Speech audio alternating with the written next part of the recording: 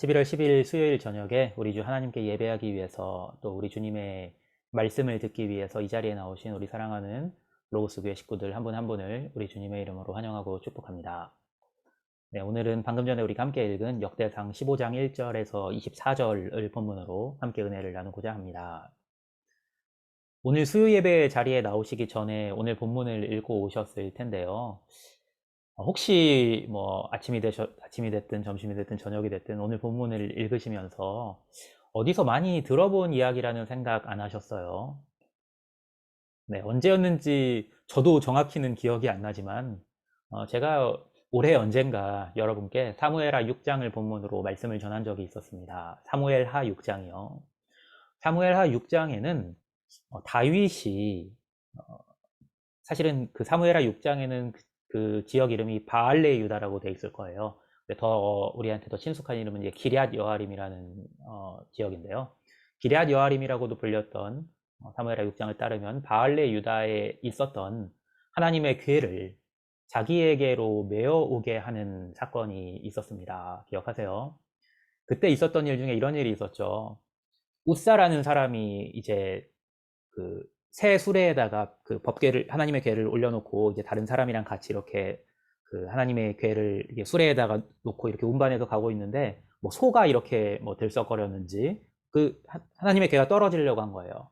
그러니까 어떻게 하냐면 우사가 마음이 급하니까 어떻게 하냐면 하나님의 궤를 얼른 이렇게 받쳤던 겁니다. 붙들었던 거예요. 네, 그때 무슨 일이 일어났는지 기억하세요? 제가 그때 언제였는지 저도 기억이 안 나지만 여러분께 사무엘하 6장을 본문으로 설교했을 때 설명을 들었고 말씀을 드렸었는데요. 그때 그 우사가 하나님의 진노로 죽는 사건이 일어났습니다. 그거를 이제 그 소식을 이제 듣는 다윗이 너무 두려웠던 거예요. 그래서 다윗이 어떻게 하냐면요. 하나님의 궤를 자기에게로 가져오는 그 계획을 중단하고 하나님의 궤를 대신에 가드 사람 오벳 에돔의 집으로 메어가게 합니다. 그런데 하나님께서 그 사건 후에 그러니까 우사가 죽고 그 다음에 그 기럇 여아림에 있던 궤가 이제 다윗성으로 오다가 중간에 그 멈췄잖아요. 멈춰서 이제 오베데돔의 집에 머물렀는데 그때 이제 얼마나 오베데돔의 집에 머물렀냐면요. 3개월 동안 머물렀어요. 그 3개월 동안 어떻게 보면 방치했던 거죠. 다윗성으로 들여놓지 않고 그냥 오베데돔의 집에다가. 그때 어떤 일이 일어나냐면은 그 3개월 동안에 하나님께서 오베데돔과 그의 온 집에 복을 주셨다고 사무엘하 6장은 말씀합니다. 아마 그게 사무엘하 6장 11절 본문이었던 것 같습니다. 네, 그래서 다윗이 그 사실을 이제 전해 듣고는요, 다시 하나님의 궤를, 오베데돔의 집에, 방치했던 하나님의 궤를 다시 자신의 성으로 옮겨가는, 그러한 일이 발생합니다. 네, 기억나시죠? 네, 오늘 방금 전에 읽은 본문, 역대상 15장 1절에서 24절은요, 지금 제가 간략하게 쭉 설명을 드린 사무엘하 6장에 기록된 이 일련의 이야기에서 중간에 빠진 스토리를 담고 있습니다. 네, 조금 더 구체적으로 설명을 드리면 사무엘하 6장의 이야기는 두 부분으로 구성되어 있어요. 사무엘하 6장은 전체가 23절로 되어 있는데요. 23절로 되어 있는데요. 반을 딱 잘라서 제가 아까 11절을 기억했던 이유가 여기에 있어요. 반을 딱 자르면 이제 11절이잖아요. 1절에서 11절이잖아요. 반이 그러니까 23절까지 중에서 딱 절반에 해당하는 1절에서 11절까지는 하나님의 진노로 우사가 죽고 그리고 다윗이 두려워서 오벳 에돔의 집에 하나님의 궤를 둔 이야기를 담고 있습니다. 그리고 12절부터 이어지는 12절부터 마지막 절 23절까지는 사무엘하 6장 얘기입니다. 네, 어떤 얘기냐면요. 다윗의 세컨드 트라이. 그러니까 오벳 에돔에 두었던 하나님의 궤를 다윗이 자기 처소로 자기가 있던 다윗성 자기 처소로 다시 옮겨간 이야기입니다. 방금 전에 제가 뭐라고 말씀을 드렸나요? 오늘 본문이 이 두 이야기, 1절부터 11절까지의 이야기, 그리고 12절부터 23절까지의 이야기, 이 두 이야기에 빠진 중간 스토리라고 말씀드렸죠. 사이의 이야기라는 거예요. 이 두 이야기 사이의 이야기. 그러니까 오늘 본문은 무엇에 관한 이야기이겠습니까? 다윗이 두 번째 시도, 이 세컨드 트라이에 앞서서 무엇을 어떻게 준비했는지를 말씀하고 있습니다. 바알레 유다 혹은 기럇 여아림에 있던 하나님의 궤를 자신의 처소로 옮기려다가 예기치 못하게 호되게 당한 다윗입니다. 다윗은 물론이거니와 다윗을 따르던 이스라엘 백성들 그 어느 누구도 그 일로 다윗이 하나님의 진노를 살 것이라고 예측하지 못했을 겁니다. 하나님을 섬기겠노라는 표현 아니었습니까? 기럇 여아림에 있던 하나님의 궤를 자신의 처소로 옮겨온다는 거는 그런 거잖아요. 하나님을 섬기겠노라는 일종의 표현으로 받아들일 수 있는 사건이었습니다. 다윗과 이스라엘 백성은 그 일로 하나님께서 복을 주시리라 생각했을 겁니다. 그렇게 기대했을 겁니다. 그래서 다윗이 하나님의 궤를 들여올 계획을 세웠던 걸 거고요. 그런데 하나님께서는 수레에 올려놓았던 하나님의 궤가 떨어지는 걸 안 떨어지도록 붙잡았다는 아주 사소한 이유로 우사를 쳐서 죽게 하십니다. 사실은 우사도 오히려 칭찬을 받아야 하는 거 아닙니까?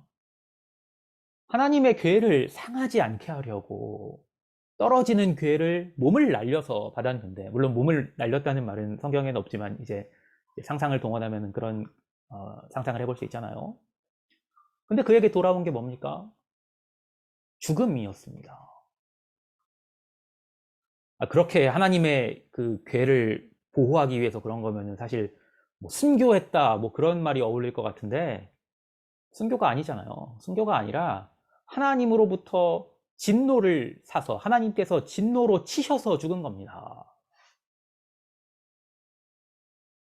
다윗이 이 일로 충격을 받았을까요? 안 받았을까요?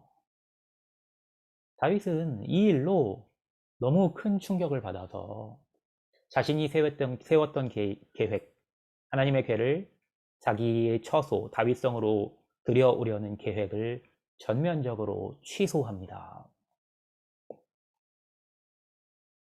만약에 여러분이 다윗이었다면 어떻게 하셨겠습니까? 하나님을 섬기겠노라고 어떤 일을 열심으로 여러분이 준비했습니다. 열심히 준비해서 행했습니다. 그런데 하나님께서 오히려 여러분을 치십니다. 혹시 여러분에게 그런 일이 있었던 적이 있습니까? 하나님 일이라고 열심으로 한 일로 오히려 여러분이 어려운 일을 당한 적이 있지는 않으세요?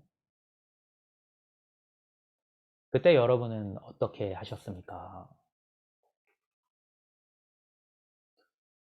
많은 사람들은 그런 일을 겪으면 자기의 행동을 합리화합니다. 내가 하나님의 일에 열심을 다했는데 내 진심이 받아들여지지 않았노라고 말합니다. 사람들이 오해해서 혹은 나를 고깝게 생각해서 내가 억울한 일을 당했다고 하소연을 합니다. 그러면서 은근히 내가 한 일은 의로운 일이었다고 스스로를 내세우기를 즐겨합니다. 그런데 다윗은 그렇게 하지 않았습니다. 오늘 본문 역대상 15장 첫 두 절입니다. 아직 본문을 하나도 안 읽었군요. 15장 1절에서 2절을 제가 천천히 한번 읽어드려 보겠습니다. 다윗이 다윗성에서 자기를 위하여 궁전을 세우고 또 하나님의 궤를 둘 곳을 마련하고 그것을 위하여 장막을 치고 다윗이 이르되 레위 사람 외에는 하나님의 궤를 맬 수 없나니 이는 여호와께서 그들을 택하사 여호와의 궤를 메고 영원히 그를 섬기게 하셨음이라 하고. 다윗은 자신에게 일어난 일을 생각하며 뭘 했냐면요. 가만히 진지하게 자신을 돌아보았습니다. 왜 하나님께서는 내게 이런 일이 일어나게 하셨는가? 하나님의 괴를 가져온 것이 잘못된 일인가? 아니, 만약 그랬다면 하나님의 괴를 임시로 옮겨다 놓은 오벳 에돔의 집에 하나님께서 복을 주실 리가 없지 않은가? 그럼 왜 하나님께서는 내가 다윗성으로 하나님의 괴를 메어 갈 때에 웃사를 치셔서 죽게 하셨는가? 내가 혹시 뭔가를 잘못 생각한 것이 있는가?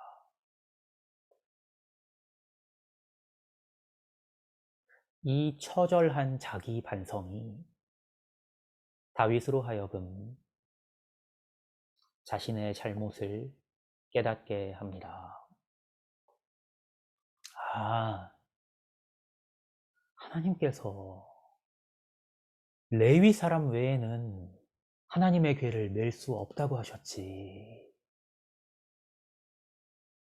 그런데 내가 레위 사람이 아닌데 하나님의 괴를 메고 갔구나. 내가 사람들을 시켜서 또 하나님의 괴를 메고 오라고 했는데 내가 레위 사람들을 보낸 게 아니구나. 내가 하나님을 모신다고 했지만, 내가 하나님을 섬긴다고 했지만, 나는 사실은 하나님의 법을 따르지 않고 내가 원하는 대로 내 방법으로 내 방식대로 행했구나.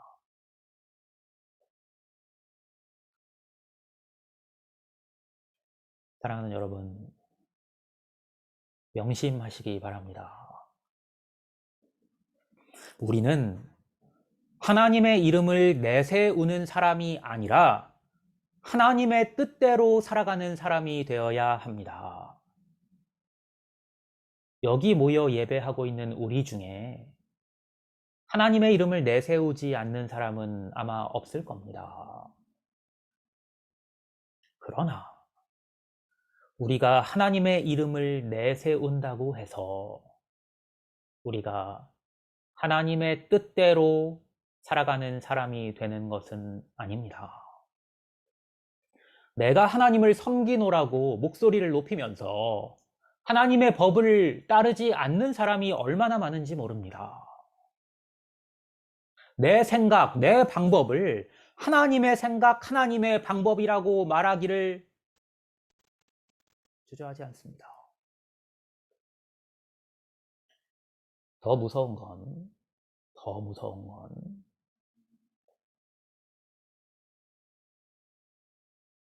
그렇게 말하는 이유가 실제로 그렇게 생각하는 데서 나온다는 것입니다.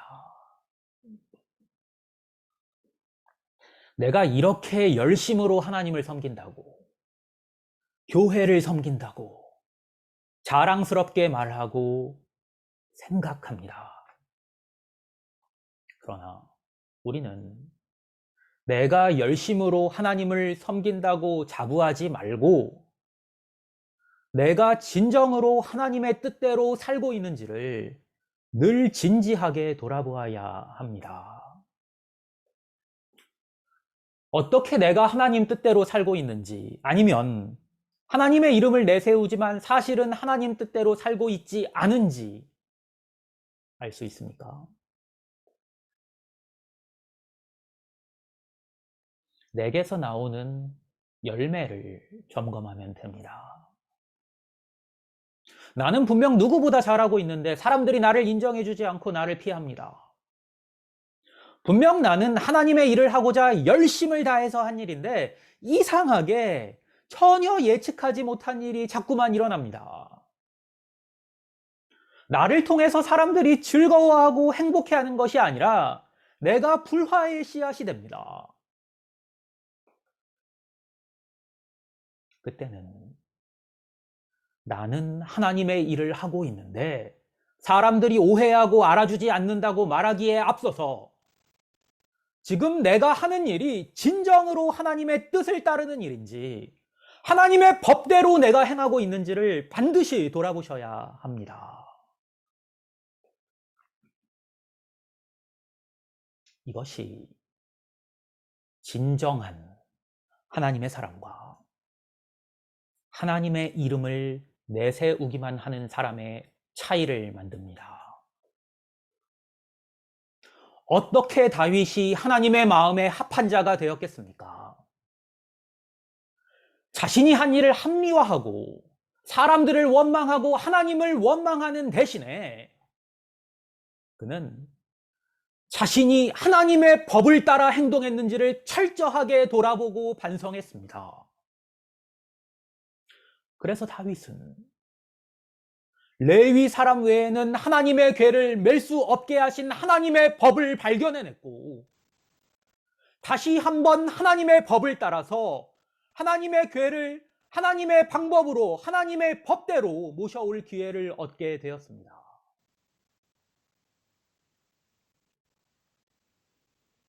다윗이 이스라엘 온 무리를 예루살렘으로 모으고 여호와의 궤를 그 마련한 곳으로 메어 올리고자 하여 다윗이 아론 자손과 레위 사람을 모으니 그핫 자손 중에 지도자 우리엘과 그의 형제가 120명이요 므라리 자손 중에 지도자 아사야와 그의 형제가 220명이요 게르솜 자손 중에 지도자 요엘과 그의 형제가 130명이요 엘리사반 자손 중에 지도자 스마야와 그의 형제가 200명이요 헤브론 자손 중에 지도자 엘리엘과 그의 형제가 80명이요 우시엘 자손 중에 지도자 암미나답과 그의 형제가 112명이라. 제가 세보니까 다윗이 모은 사람의 숫자가 도합 862명입니다. 하나님의 궤를 하나님의 법을 따라 옮겨오기 위해서 다윗은 1000명 가까이나 되는 레위 사람을 소집한 겁니다. 하나님께서 우사를 치셨을 때 다윗은 두려워서 하나님의 궤를 들여오는 일을 3개월간이나 중단합니다. 그러나 그가 3개월 동안 자신의 일을 중단한 것은 결코 하나님을 향한 그의 열심이 고갈되어서가 아니었습니다. 그의 열심은 그 3개월 동안도 계속해서 그의 마음속에 불타오르고 있었습니다. 다만 그는 그것이 잘못된 열심이 되지 않게 하기 위해서 자신의 지난 행동, 말, 생각을 철저하게 하나하나 돌아보며 그 열심을 절제하고 있었습니다. 자신을 돌아보기 위해 다윗에게 얼만큼의 자기 반성과 기도가 있었겠습니까? 하나님께서 자신의 이전의 잘못을 깨닫게 해주시고 어떻게 하는 것이 진정으로 하나님을 기쁘시게 하는 일인지를 다윗으로 하여금 확실히 알게 하셨을 때 다윗이 3개월 동안 절제해온 그의 열심이 폭발합니다. 자신의 잘못된 방법으로 실패했던 하나님의 궤를 모셔오는 일을 그 열심을 폭발시켜서 다시 한번 다윗은 시도합니다. 자신이 할 수 있는 온 힘을 다해서 다시 한번 하나님을 찾습니다. 1000명 가까이 되는 사람을 소집해서 온 힘을 다해서 하나님의 궤를 모셔오는 일을 진행합니다. 이 사람이 바로 하나님의 마음에 합한 자 다윗입니다. 다윗이 제사장들과 불러들인 레위 사람들 중에서 지도자급에 해당하는 사람들, 지도자들을 불러서 하는 말을 한번 들어보십시오. 11절부터인데요. 다윗이 제사장 사독과 아비아다를 부르고 또 레위 사람 우리엘과 아사야와 요엘과 스마야와 엘리엘과 암미나답을 불러 그들에게 이르되 너희는 레위 사람의 지도자이니 너희와 너희 형제는 몸을 성결하게 하고 내가 마련한 곳으로 이스라엘의 하나님 여호와의 궤를 메어 올리라. 전에는 너희가 매지 아니하였으므로 우리 하나님 여호와께서 우리를 찢으셨으니 이는 우리가 규례대로 그에게 구하지 아니하였음이라 하니 이에 제사장들과 레위 사람들이 이스라엘 하나님 여호와의 궤를 메고 올라가려 하여 몸을 성결하게 하고 모세가 여호와의 말씀을 따라 명령한 대로 레위 자손이 채에 하나님의 궤를 꿰어 어깨에 매니라. 부모는 자녀를 징계합니다. 그게 사랑이죠.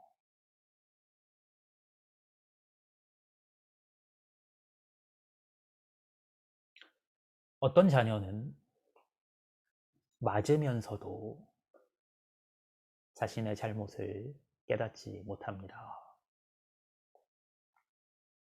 맞으면서도 다 자기가 잘했습니다.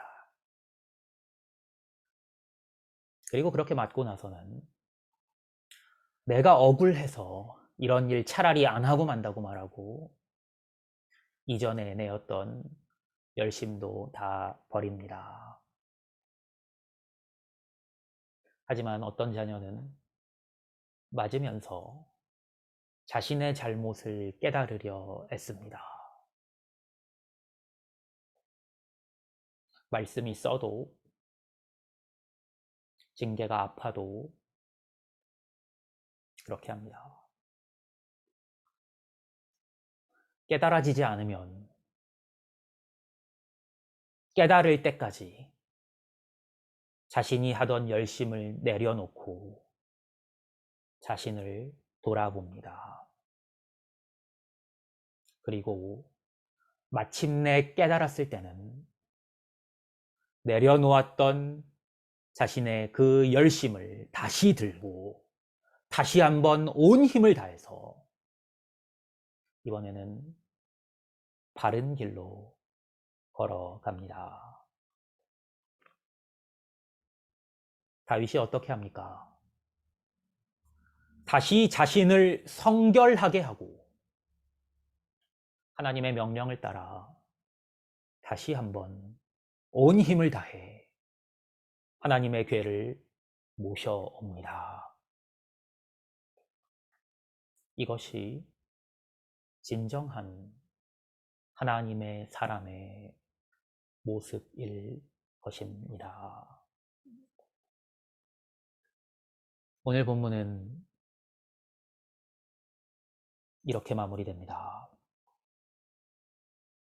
다윗이 레위 사람의 어른들에게 명령하여 그의 형제들을 노래하는 자들로 세우고 비파와 수금과 제금 등의 악기를 울려서 즐거운 소리를 크게 내라 하매 레위 사람이 요엘의 아들 헤만과 그의 형제 중 베레야의 아들 아삽과 그의 형제 무라리 자손 중에 구사야의 아들 에단을 세우고 그 다음으로 그들의 형제 스가랴와 벤과 야하시엘과 스미라목과 여히엘과 운니와 엘리압과 브나야와 마세야와 마띠디아와 엘리블레후와 믹네야와 문지기 오벳 에돔과 여이엘을 세우니 노래하는 자 헤만과 아삽과 에단은 놋재금을 크게 치는 자요 스가랴와 아시엘과 스미라목과 여히엘과 운니와 엘리압과 마세야와 브나야는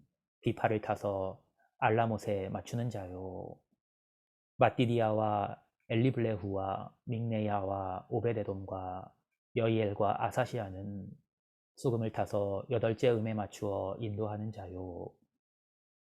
레위 사람의 지도자 그나냐는 노래에 익숙함으로 노래를 인도하는 자요. 베레게와 엘가나는 궤 앞에서 문을 지키는 자요.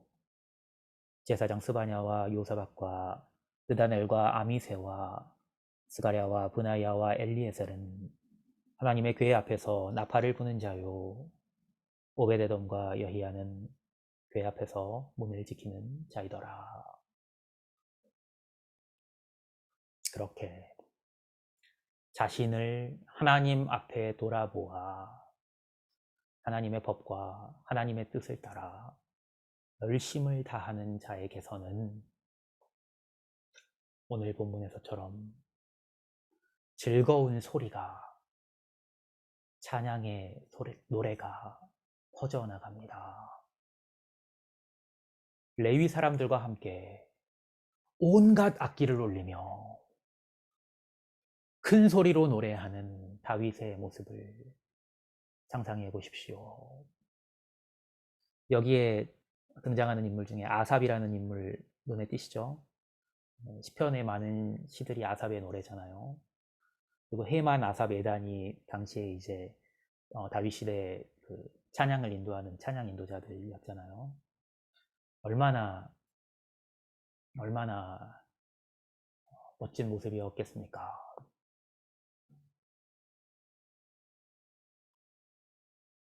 그러나 그들의 기교가 훌륭해서가 아니었던 겁니다.